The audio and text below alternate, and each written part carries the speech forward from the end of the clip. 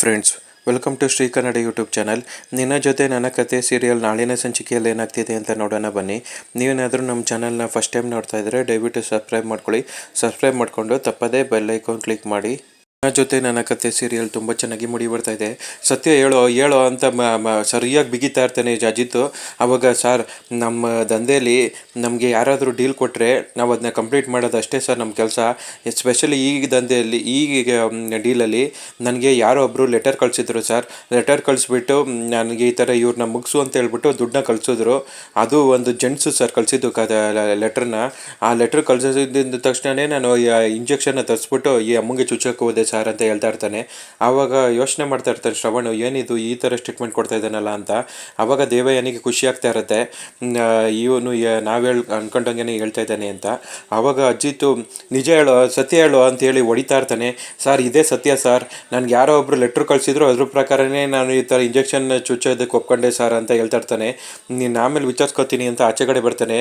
ನೋಡಿದ್ದೆ ಅಜಿತ್, ಇನ್ಮೇಲಾದರೂ ನಿನಗೆ ಗೊತ್ತಾಯ್ತಾ, ಅವನಿಗೆ ನಾನೆಲ್ಲ ಡೀಲ್ ಕೊಟ್ಟಿದ್ದು ಅದಕ್ಕೂ ಸಂಬಂಧನೇ ಇಲ್ಲ ಕಣೋ ಅಂತ ಹೇಳ್ತಾ ಇರ್ತಾಳೆ. ಆವಾಗ ನಾವಿನ್ನೂ ಎನ್ಕ್ವೈರಿ ಮಾಡ್ತಿದ್ದೀವಿ, ಇನ್ನು ಮುಂದೆ ಏನಾಗುತ್ತೆ ಅಂತ ಆಮೇಲೆ ನೋಡೋಣ. ಯಾರು ಡೀಲ್ ಕೊಟ್ಟಿದ್ರು, ಯಾರು ಇದ್ರ ಹಿಂದೆ ಇರೋ ಕಿಂಗ್ ಪಿನ್ನು ಎಲ್ಲನೂ ನಾನು ಕಂಡುಹಿಡಿತೀನಿ ಅಂತ ಹೇಳ್ತಾ ಇರ್ತಾನೆ. ಆವಾಗ ಭಯ ಆಗ್ತಾ ಇರುತ್ತೆ ದೇವಯ್ಯನಿಗೆ. ಶ್ರವಣ್, ಸರಿ ದೇವಯಾನಿ, ನಾವು ಓಡೋಣ ನಡಿ ಅಂತ ಹೇಳ್ತಾನೆ. ನಾನು ನಿನಗೆ ಫೋನ್ ಮಾಡ್ತೀನಿ ಕಣೋ ಅಂತ ಹೇಳ್ಬಿಟ್ಟು ದೇವಯಾನಿನ ಕರ್ಕೊಂಡು ಹೊಡ್ತಾನೆ. ದೇವಯಾನಿ ಭದ್ರನ್ ನೋಡ್ಬಿಟ್ಟು ಸ್ಮೈಲ್ ಕೊಡ್ತಾ ಇರ್ತಾಳೆ.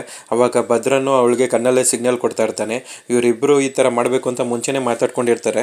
ಅವ್ರ ಅಮ್ಮಂಗೆ ಹೇಳ್ತಾ ಇರ್ತಾಳೆ, ಅಮ್ಮ ಶ್ರವಣ ಈಗ ಬರ್ತೀನಿ ಇರು ಒಂದು ನಿಮಿಷ, ನನಗೊಂಚೂರು ಕೆಲಸ ಇದೆ ಅಂತ ಹೋದ. ಅವನ ಹಿಂದೆನೇ ದೇವಯಾನಿ ಫಸ್ಟ್ ಹೋದ್ಲು, ಆಮೇಲೆ ಶ್ರವಣನು ಹೊಂಟೋದ. ಇಷ್ಟೊತ್ತಾದರೂ ಬರಲಿಲ್ವಲ್ಲ ಅಂತ ಯೋಚನೆ ಮಾಡ್ತಾ ಇರ್ತಾರೆ. ಅವಾಗ ಎಲ್ಲೋ ಏನೋ ಕೆಲಸ ಇರಬೇಕು, ಬರ್ತಾರೆ ಇರು ಅಂತ ಹೇಳ್ತಾ ಇರ್ತಾರೆ ಅಜ್ಜಿ. ಅವಾಗ ಇಮಿಡಿಯೇಟ್ಲಿ ಶ್ರವಣ ಮತ್ತು ದೇವಯಾನಿ ಇಬ್ಬರೂ ಬರ್ತಾರೆ. ಏನಿದು ಹೋಗ್ಬೇಕಾದ್ರೆ ಇಬ್ಬರು ಸಪ್ರೇಟಾಗಿ ಹೋದ್ರಿ, ಇವಾಗ ಇಬ್ಬರು ಒಟ್ಟಿಗೆ ಬರ್ತಾ ಇದ್ದೀರಾ ಅಂತ ಕೇಳ್ತಾರೆ. ಆವಾಗ ಶ್ರವಣ್ ಹೇಳ್ತಾನೆ, ಅಜಿತು ನಮಗೆ ಫೋನ್ ಮಾಡಿದ್ನಲ್ಲ ಭದ್ರ ಸಿಗಾಕೊಂಡ ಅಂತ, ಅದಕ್ಕೇ ಅಲ್ಲಿಗೆ ದೇವಯಾನಿ ಹೋಗಿದ್ಲು, ಅಲ್ಲಿ ದೇವಯಾನಿನ ಕರ್ಕೊಂಡು ನಾನು ಬರ್ತಾಯಿದ್ದೀನಿ ಅಂತ ಹೇಳ್ತಾನೆ. ದೇವಯಾನಿ, ನೀನು ಯಾಕೆ ಅಲ್ಲಿಗೆ ಹೋಗಿದ್ದೆ ಅಂತ ಕೇಳ್ತಾರೆ. ಮತ್ತು ನನ್ನನ್ನು ಈ ಕೇಸಲ್ಲಿ ಇನ್ವಾಲ್ವ್ ಮಾಡಿದ್ರಲ್ಲ, ನಂದೇನೂ ತಪ್ಪಿಲ್ಲ, ನೀನು ಯಾಕೋ ಹಿಂಗೆ ಮಾಡಿದೆ ಅಂತ ಅವ್ನಿಗೆ ಹೊಡಿಯೋಣ ಅಂತ ಹೋಗಿದ್ದೆ, ಆದರೆ ಅಜಿತ್ ಅವ್ನಿಗೆ ಹೊಡಿಯೋದಕ್ಕೆ ಬಿಡಲಿಲ್ಲ ಅಂತ ಹೇಳ್ತಾ ಇರ್ತಾನೆ. ಆದರೂ ನೀನು ಆ ಥರ ಬಿಹೇವ್ ಮಾಡಿದ್ದು ತಪ್ಪು ದೇವಯಾನಿ, ಆ ಥರ ಎಲ್ಲ ಮಾಡಬಾರ್ದು. ಪೊಲೀಸ್ ಸ್ಟೇಷನಲ್ಲಿ ಹೆಂಗಿರಬೇಕು, ನಾವು ಹಂಗಿರೋದನ್ನ ಕಲಿಬೇಕು.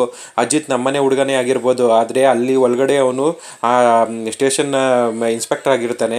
ಅವನಿಗೂ ಮೀರಿ ನಾವು ಏನೂ ಮಾತಾಡೋದಕ್ಕಾಗೋದಿಲ್ಲ, ಈ ಥರ ಎಲ್ಲ ಮಾಡಬಾರ್ದು ಅಂತ ಹೇಳ್ತಾ ಇರ್ತಾನೆ. ಸಾರಿ ಬಾಬಾ, ನನಗೆ ಕೋಪ ತಡೆಯೋದಕ್ಕಾಗಲಿಲ್ಲ, ಆ ಕೋಪ ತಡೆಯೋಕ್ಕಾಗದೆ ನಾನು ಹಿಂಗೆ ಮಾಡಿಬಿಟ್ಟೆ ಅಂತ ಹೇಳ್ತಾಳೆ. ಸ್ವಲ್ಪ ತಲೆನೋತಾ ಇದೆ ಅಂತ ಹೇಳ್ಬಿಟ್ಟು ದೇವಯಾನಿ ರೂಮಿಗೆ ಹೋಗ್ತಾಳೆ. ಆವಾಗ ಶ್ರವಣ ಇಷ್ಟೆಲ್ಲ ಆಯ್ತೇನೋ ಅಂತ ಸಂಗೀತ ಕೇಳ್ತಾ ಇರ್ತಾಳೆ. ಆವಾಗ ಹೌದು ಅಕ್ಕ, ಅಜ್ಜಿತು ಸರಿಯಾಗಿ ಇನ್ನೂ ಬೆಂಡೆತ್ತುತ್ತಾನೆ, ಅವ್ನಿಗೆಲ್ಲ ವಿಷಯನೂ ಬಾಯಿ ಬಿಡಿಸ್ತಾನೆ ಅಂತ ಹೇಳ್ತಾ ಇರ್ತಾನೆ. ಆವಾಗ ದೇವಯಾನಿ ಅಲ್ಲೇ ಮನಸ್ಸಲ್ಲಿ ಅನ್ಕೊತಾ ಇರ್ತಾಳೆ, ನಾವಿಬ್ಬರು ಆಲ್ರೆಡಿ ಏನೇನು ಮಾತಾಡಬೇಕು ಅಂತ ಡೀಲ್ ಮಾಡ್ಕೊಂಡಿದ್ದೀವಿ, ಅದ್ರ ಪ್ರಕಾರನೇ ಭದ್ರ ಹೇಳೋದು. ಅವ್ನು ಯಾವತ್ತೂ ನನ್ನ ಮೇಲೆ ಬಾಯಿ ಬಿಡೋದಿಲ್ಲ, ನನ್ನ ವಿಷಯ ನೀವು ಆಚೆ ತೆಗಿಯೋದಕ್ಕೆ ಸಾಧ್ಯನೇ ಇಲ್ಲ ಅಂತ ಅನ್ಕೊತಾ ಇರ್ತಾಳೆ. ಮನೇಲಿ ಇರ್ತಾನೆ. ಆವಾಗ ಭೂಮಿ ಬರ್ತಾಳೆ. ಭೂಮಿ ಬಂದಿದ್ದು ನೋಡಿ ನಿಜವಲ್ಲೂ ಇದು ಕನಸ ನನಸ ಅಂತ ಕಣ್ಣು ಒಸಿಕೊಂಡು ತಿರ್ಕೊಂಡು ನೋಡ್ತಾ ಇರ್ತಾನೆ. ಇಲ್ಲ ಸಾಹೇಬ್ರೆ, ನಾನು ಬಂದಿದ್ದೀನಿ ಅಂತ ಹೇಳ್ತಾ ಇರ್ತಾಳೆ. ಅವಾಗ ಏನಿದು ಭೂಮಿ ಸಡನ್ನಾಗಿ ಬಂದ್ಬಿಟ್ಟೆ ಅಂತ ಕೇಳ್ತಾನೆ. ಅವಾಗ ಸಾಹೇಬ್ರೆ, ನನಗೆ ಪೋಸ್ಟಿಂಗ್ ಆಗಿದೆ, ನನಗೆ ಬಳ್ಳಾರಿಲಿ ಪೋಸ್ಟಿಂಗ್ ಆಗಿದೆ, ಅದಕ್ಕೆ ನನಗೆ ಸಂಬಂಧಪಟ್ಟಿದ್ದ ಕೆಲವು ವಸ್ತುಗಳಿದ್ವು ಇಲ್ಲಿ, ಅದನ್ನ ತಗೊಂಡೋಗೋದಕ್ಕೆ ಬಂದೆ ಅಂತ ಹೇಳ್ತಾ ಇರ್ತಾಳೆ. ಹಾಗಾದರೆ ನೀನು ನಮ್ಮನ್ನ ಬಿಟ್ಟು ಹೊಂಟೋಗ್ತೀಯ ಭೂಮಿ, ನಿಜವಲ್ಲೂ ನಮ್ಮಿಂದ ದೂರ ಹೋಗ್ತಾ ಇದೆಯಾ ಅಂತ ಕೇಳ್ತಾನೆ. ಆವಾಗ ನನ್ನ ಕೆಲಸ ನಾನು ಹೋಗ್ಲೇಬೇಕಲ್ವ ಸಾಹೇಬ್ರೆ ಅಂತ ಹೇಳ್ಬಿಟ್ಟು ಅವಳು ಒಳಗಡೆಗೆ ಹೋಗ್ತಾ ಇರ್ತಾಳೆ. ಅವರಿಬ್ಬರು ಮಾತಾಡ್ತಾ ಇರೋದನ್ನ ಸಂಗೀತ ನೋಡ್ತಾ ಇರ್ತಾಳೆ.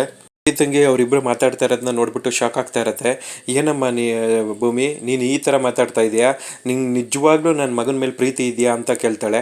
ಆವಾಗ ಅತ್ತೆ, ನನಗೆ ಬಳ್ಳಾರಿಲಿ ಪೋಸ್ಟಿಂಗ್ ಆಗಿದೆ, ನಾನು ಅಲ್ಲಿ ಹೋಗಿ ರಿಪೋರ್ಟ್ ಮಾಡ್ಕೋಬೇಕು, ಆಚೆಗಡೆ ಟ್ಯಾಕ್ಸಿ ವೆಯ್ಟ್ ಮಾಡ್ತಾ ಇದೆ ಅಂತ ಹೇಳ್ತಾಳೆ. ಹಾಗಾದರೆ ನೀನು ನಮ್ಮನ್ನೆಲ್ಲ ಬಿಟ್ಟು ಹೊಂಟೋಗ್ತೀಯಾ, ನಿಮಗೆ ನಮ್ಗಿಂತ ನಿಮಗೆ ಆ ಕೆಲಸನೇ ಇಂಪಾರ್ಟೆಂಟಾ ಅಂತ ಕೇಳ್ತಾಳೆ. ಆವಾಗ ನಾನು ಇಷ್ಟೆಲ್ಲ ಹೋರಾಟ ಮಾಡಿ, ನಾನು ಹೋಗಿ ಟ್ರೈನಿಂಗ್ ಅಟೆಂಡ್ ಮಾಡಿ ಇಷ್ಟೆಲ್ಲ ಕಷ್ಟಪಟ್ಕೊಂಡು ಬಂದಿದ್ದು ನಾನು ಈ ಪೊಲೀಸ್ ಕಾನ್ಸ್ಟೇಬಲ್ ಆಗಬೇಕು ಅಂತ ತಾನೇ. ನಾನು ಪೊಲೀಸ್ ಕಾನ್ಸ್ಟೇಬಲ್ ಆಗಬೇಕು ಅನ್ನೋದು ನಮ್ಮ ಅಪ್ಪನ ಕನಸು, ಅದಕ್ಕೆ ನಾನು ಇಷ್ಟು ಎಲ್ಲ ಹೋರಾಟ ನಡೆಸಿದ್ದೀನಿ ಅತ್ತೆ ಅಂತ ಹೇಳ್ತಾ ಇರ್ತಾಳೆ. ಅಮ್ಮ, ನೀನು ಸುಮ್ಮನೆ ಇರಮ್ಮ, ಅವಳಿಗೆ ಡಿಸ್ಟರ್ಬ್ ಮಾಡಬೇಡ, ಅವಳು ಹೋಗಿ ಅಲ್ಲಿ ರಿಪೋರ್ಟ್ ಮಾಡ್ಕೊಳ್ಳಿ, ಅಲ್ಲಿ ಇಷ್ಟೇ ಅಂತ ಟೈಮಿಂಗ್ಸ್ ಇರುತ್ತೆ, ಅಷ್ಟೇ ಟೈಮಿಂಗ್ಸಲ್ಲಿ ಹೋಗಿ ಅವಳು ರಿಪೋರ್ಟ್ ಮಾಡ್ಕೋಬೇಕು, ಇಲ್ಲಾಂದರೆ ಅದಕ್ಕೆ ತೊಂದರೆ ಆಗುತ್ತೆ ಅಮ್ಮ, ನಾವು ಅವ್ರನ್ನ ಡಿಸ್ಟರ್ಬ್ ಮಾಡೋದು ಬೇಡ ಅಂತ ಹೇಳ್ತಾ ಇರ್ತಾನೆ.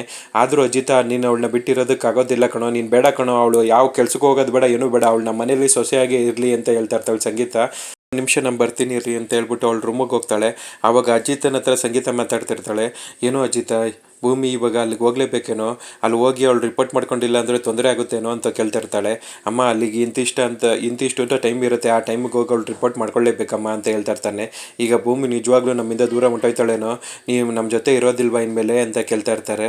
ಆವಾಗ ನೀನೇನಾದರೂ ಮಾಡೋ, ನಿನಗೆ ಅಲ್ಲೆಲ್ಲ ಒಳಗಡೆ ನಿಮಗೆ ಆಫೀಸರ್ಗಳು ಗೊತ್ತಿರ್ತಾರಲ್ಲ, ಅವ್ರನ್ನ ಹತ್ರ ಮಾತಾಡ್ಬಿಟ್ಟು ಅವಳನ್ನ ಇಲ್ಲಿಗೆ ಪೋಸ್ಟಿಂಗ್ ಮಾಡಿಸ್ಕೊಳ್ಳೋ ಅಂತ ಹೇಳ್ತಾ ಇರ್ತಾರೆ. ಆವಾಗ ಶ್ರವಣ್ ಬರ್ತಾನೆ ಅಲ್ಲಿಗೆ.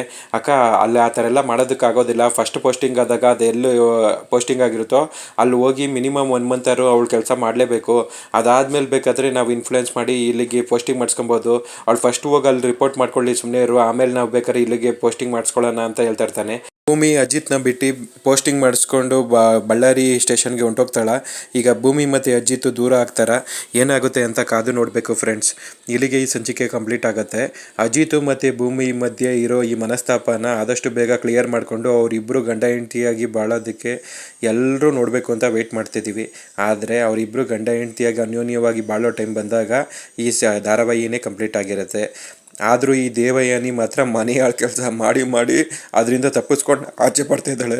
ಒಬ್ಳು ಕ್ರಿಮಿನಲ್ ಇಷ್ಟೊಂದು ಸ್ಟ್ರಾಂಗ್ ಇರ್ತಾಳೆ ಅನ್ನೋದನ್ನು ಎಷ್ಟು ಚೆನ್ನಾಗಿ ತೋರಿಸಿದ್ದಾರೆ. ಆದರೆ ಆ ಕ್ರಿಮಿನಲ್ನ ಒದ್ದು ಒಳಗಡೆ ಹಾಕೋದನ್ನು ತೋರಿಸ್ಬೇಕು, ಆವಾಗ ನ್ಯಾಯನ ಎತ್ತಿ ಹಿಡ್ದಂಗೆ ಆಗುತ್ತೆ. ಇದ್ರ ಬಗ್ಗೆ ನಿಮ್ಮ ಒಪಿನಿಯನ್ಸ್ನ ಕಮೆಂಟ್ ಬಾಕ್ಸಲ್ಲಿ ತಿಳಿಸಿ ಫ್ರೆಂಡ್ಸ್. ಮುಂದಿನ ಸಂಚಿಕೆಯೊಂದಿಗೆ ಮತ್ತೆ ಭೇಟಿಯಾಗೋಣ. Thank you.